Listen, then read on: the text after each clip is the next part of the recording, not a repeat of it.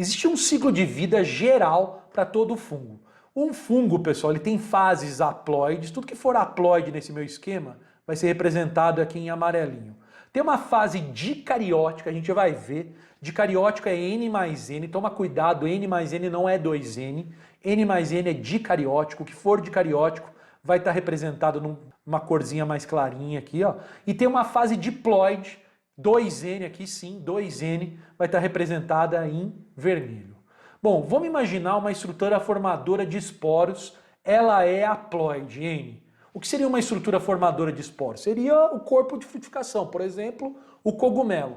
Aquilo ali é uma estrutura formadora de esporos. O que ela forma? Obviamente, esporos. Se a estrutura é N e ela forma esporos que também são N, como é que ocorre essa formação? Obviamente é por mitose. Esses esporos, eles passam por germinação, sucessivas mitoses e geram um micélio. E esse micélio vai se desenvolvendo, ele é N, até formar novos cogumelos. É o que a gente viu no slide anterior, né? O fungo gera esporos, os esporos vão se reproduzindo, se dividindo, formando micélio, formando uma rede que gera um novo cogumelo. Como é que a gente classifica essa reprodução? Essa reprodução, pessoal, com formação de esporos por mitose, germinação por mitose e por mitose o micélio gera mais fungo, essa reprodução é assexuada. Agora, lá no terreno tem muito micélio. Como tem muito micélio no terreno, é comum acontecer o que a gente chama de plasmogamia. Os micélios se encontram e o citoplasma das hifas se funde. Plasmogamia é a fusão do citoplasma. E no citoplasma tem núcleos. Então formam células que elas têm 2 núcleos N. Formam um estágio que a gente chama de dicariótico, N mais N. E depois desse estágio dicariótico, rola o que a gente chama de cariogamia, que é uma fusão dos núcleos. Os núcleos se fundem para formar um estágio diploide 2N. Cara, algo semelhante acontece com os nossos gametas.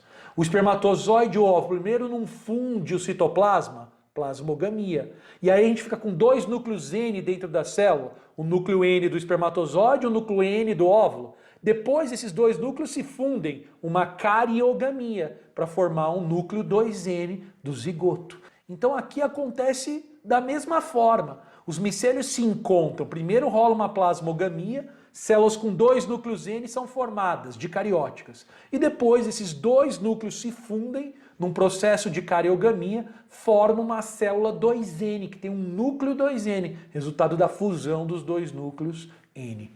Graças a esse estágio diploide, rola a meiose. Meiose é uma divisão em que células 2N geram células N.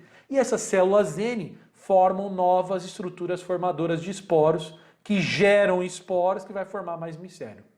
Agora uma pergunta importante.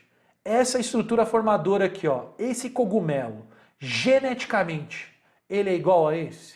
É óbvio que não. Aqueles núcleos que se fundiram, que geraram uma estrutura 2N, eles podem ser de fungos diferentes, gerando, portanto, uma terceira variedade de cogumelo aqui. Essa reprodução, ela não é assexuada, ela é sexuada, envolve mistura de material genético. A gente consegue ver isso aqui, ó, por exemplo, na reprodução do bolor. Então aqui nessa fatia de pão, a gente tem 2 fungos, são bolores. Eles têm hifas para fazer a absorção da matéria orgânica que compõe o pão, mas eles também têm esporângios, que geram esporos. Esses esporos são produzidos por mitose. Quando eles caem na fatia do pão, eles começam a se desenvolver para formar mais hifa, para formar mais fungo. Aqui a gente consegue até chamar uma hifa de positiva, outra de negativa. Agora, olha só, as hifas estão crescendo e elas se encontraram. Uma positiva, outra negativa. Rola plasmogamia e depois cariogamia. Forma um esporo 2N. Um núcleo N mais outro núcleo N se fundem, formam um núcleo 2N. Esse núcleo 2N sofre meiose e aí, por meiose, geram-se estruturas N novamente.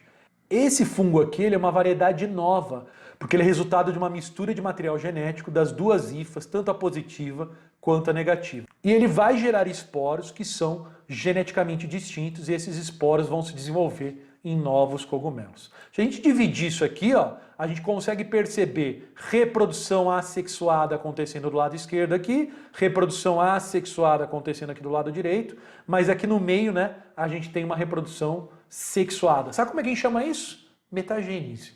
Pessoal, outro fungo importante, olha lá, um asco. Ele tem ascosporos, que são produzidos aqui no corpo de frutificação. Esses esporos são liberados. Ele é dicariótico, essa estrutura do asco.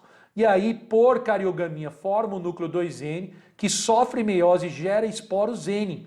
Esses esporos vão ser liberados e gerar novos ascos depois, graças à germinação e formação de hifas.